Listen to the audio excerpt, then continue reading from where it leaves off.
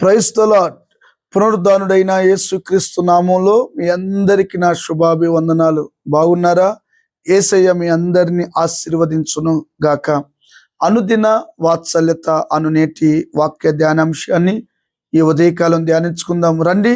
పరిశుద్ధ బైబిల్ గ్రంథములో ఆదికాండము 21వ అధ్యాయము 6వ వాక్య భాగాన్ని నేను చదువుతాను. వీలైతే బైబిల్ తెరిచి వాక్యాన్ని గమనించండి. దేవుడు నాకు నవ్వు కలగ చేసెను, వినువారెల్లా నా విషయమై నవ్వుదురనెను. యేసయ్యకి మహిమ కలుగును గాక. ప్రియమైన దేవుని బిడ్లారా, ఈ మాట చదవగానే మీరు నవ్వుతున్నారు కదూ? నిజమే. మన మూల పురుషుడైన అబ్రహాము గారి యొక్క భార్య శారము గారి గురించి ఈ వాగ్దానం రాయబడి ఉంది. చూడండి, వారు ఎంత భక్తిగా ఎదిగారో, ఎంత విశ్వాసంతో వారు బ్రతికారో మనకు అర్థమవుతుంది. దేవుని ద్వారా వాగ్దానాన్ని పొందుకున్న తరువాత ఇంచుమించు రమారమి 25 సంవత్సరాలు ఎదురు చూపండి. చూడండి, అప్పటికే గర్భం ఉడికిపోయింది. ఇక వాళ్ళ పరిస్థితులు ఎలా మారిపోయాయంటే, ఊరేమో పొమ్మంటుంది, కాడేమో రమ్మంటుంది. అలాంటి పరిస్థితుల్లోకి వెళ్ళిపోయారు. ఇంక ఏం దిక్కుతోచని పరిస్థితిలో ఉన్నారు. చూసిన వారందరూ, చుట్టూతో ఉన్న వారందరూ అంటున్నారు, అమ్మా శారమా, మీ దేవుడు గొప్పవాడన్నావు కదమ్మా, సర్వశక్తి కలిగిన దేవుడు నీకు పిల్లల్ని ఇస్తాడని చెప్పావు కదమ్మా, ఇంకా ఇవ్వలేదేంటి అని నిందిస్తూ ఉన్నారు. ఇటుపక్కోళ్ళు అటుపక్కోళ్ళు, బంధువులు, స్నేహితులు, వెళ్ళిన చోటెల్లా నీకు దేవుడు పిల్లల్ని ఇస్తానన్నాడంట. ఏడి నువ్వు మొన్నటి వరకు అంటే కాస్త నడుస్తున్నావు, మాకు విశ్వాసం ఉంది. ఇప్పుడు నీ పరిస్థితి ఏమైంది? కర్ర పట్టుకొని వంగుతున్నావు. నీ గర్భఫలం కాస్త ఎండిపోయింది, గర్భం ఉడికిపోయింది. అంటే నీకు గర్భం వచ్చే అవకాశం లేదు, నీ శరీరం బలహీనమైపోయింది. అయినా ఆమంటది, నా దేవుడు సజీవుడు, నా పక్షమున కార్యం చేస్తాడు. ఏంటండి అచంచలమైన విశ్వాసం! చూడండి బిడ్లారా, ఈ రోజున నీ పరిస్థితి అంతా కూడా ఎలా అయిపోయి, ఎండిపోయిన చెరువులాగా, ఎండిపోయిన జీవితంలో నువ్వు ఉన్నావేమో నాకు తెలియదు, కానీ దేవుని వాగ్దానాన్ని గనక చేత పట్టుకోగలిగితే నిన్నొక బలమైన జనంగా దేవుడు చేస్తాడండి. నాకు తెలిసిన సహోదరుడు ఒక వ్యక్తి ఉన్నాడండి. ఇక్కడే మాకు సమీపపు ఊర్లో ఉంటాడు. అతడు అన్ని కుటుంబంలో పుట్టాడు, అన్ని కుటుంబంలో పెరిగాడు. కాస్త వయసు పెద్దబడగానే, మంచి యవనంలో రాగానే, మరి ఈ దురాత్మ సమూహాలు ఉంటాయి కదండి, అతగాన్ని పట్టి పీడిస్తున్నాయి. ఇంకా దిక్కుతోచని పరిస్థితి. వాళ్ళేమో అన్యులు, అన్ని కుటుంబం. అబ్రహాము కుటుంబం ఎలాగ అన్ని కుటుంబంలో నుంచి వచ్చిందో, వారు కూడా అన్ని కుటుంబంలో నుంచి ప్రభువులోకి వచ్చారు. ఈ సాతాను శక్తులు పట్టడం వలన అతనికి మతిస్థిమత్వం లేకపోవడం, ఇక ఇటంటే అటు పరిగెత్తడం, ఇంకా భోజనం తింటున్నాడా లేకపోతే ఎలా తింటున్నాడు, ఎంత తింటున్నాడో కూడా తెలియని పరిస్థితి. అలాంటి పరిస్థితుల్లో మనుగురు ప్రాంతానికి చర్చికి తీసుకొని వెళ్ళారు. దేవుడండి ప్రార్థన ద్వారా అతనికి గొప్ప విడుదల అతనికి ఇచ్చాడు దేవుడు.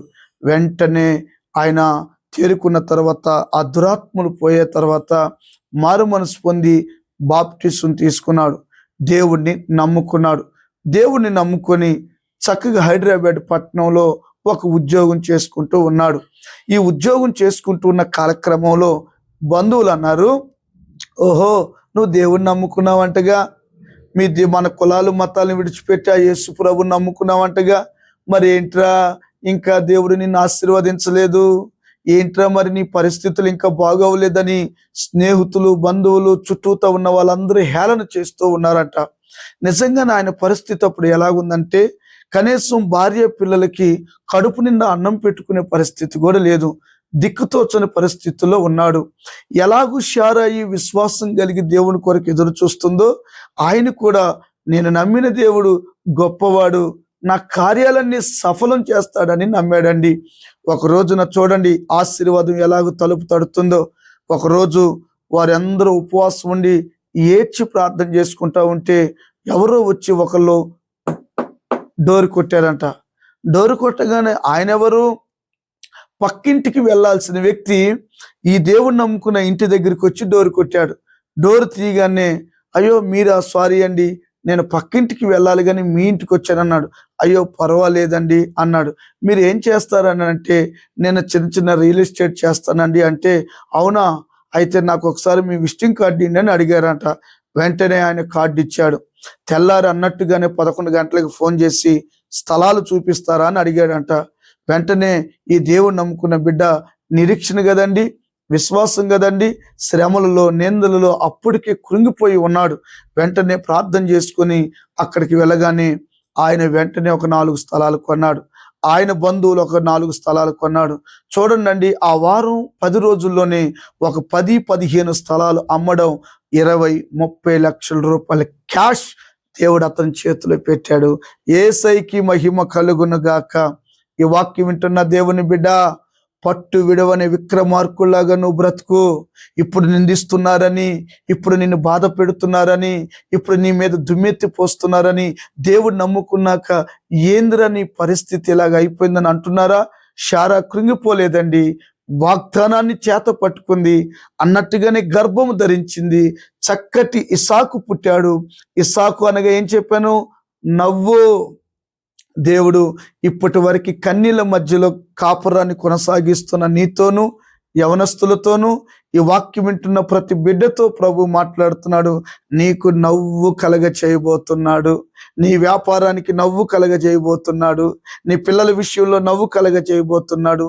నీ మార్గాలన్నీ ముళ్ళ మార్గాలు కదా, ఇది మొదలుకొని నా దేవుడు నవ్వు కలగ చేయునుగాక. ఆ సహోదరుడండి హైదరాబాదులో ఉండడానికే స్థలం లేదు కానీ చక్కగా ఒక ఇల్లు, కారు, కుటుంబం ఇప్పుడు దేవునిలో ఆనందంగా కొనసాగించబడుతూ ఉన్నాడు. నిన్ను అలా చేయడానికి శక్తి కలిగిన దేవుడు, శారాకు చేసిన దేవుడు, ఆ సహోదరుడికి చేసిన దేవుడు మీ అందరికీ దేవుడు చేయునుగాక. తలలు వంచండి, చిన్న ప్రార్థన చేసుకుందాం. ప్రేమ కలిగిన మహాపరిశుద్ధుడా, మీ నోటి నిండా నవ్వు కలుగునుగాక అన్నావు. పరిస్థితులు ఏడుపైన, చీకటైన, నిరీక్షణతో, విశ్వాసంతో మేము ముందుకు కొనసాగించగలిగితే మాకు నవ్వు కలుగు చేస్తానన్నావు. నిశ్చయముగా నవ్వు కలుగునుగాక. మమ్మల్ందరినీ నీ సన్నిధిలో నిలిపి అక్కడికి సిద్ధపరచమని యేసు నామమున అడుగుచున్నాము తండ్రి. Amen, amen. Thank you. God bless you. దేవుడు మీ అందరిని ఆశీర్వదించును గాక. బిడ్లారా, ఈ వాత్సల్యత వింటున్నారు కదూ, అనుదిన వాత్సల్యత వినండి. దైవ వర్తమానాల ద్వారా బలపరచబడండి. అనేకులకు షేర్ చేయండి. దేవుడు మిమ్మల్ని దీవించునుగాక. ఆమేన్.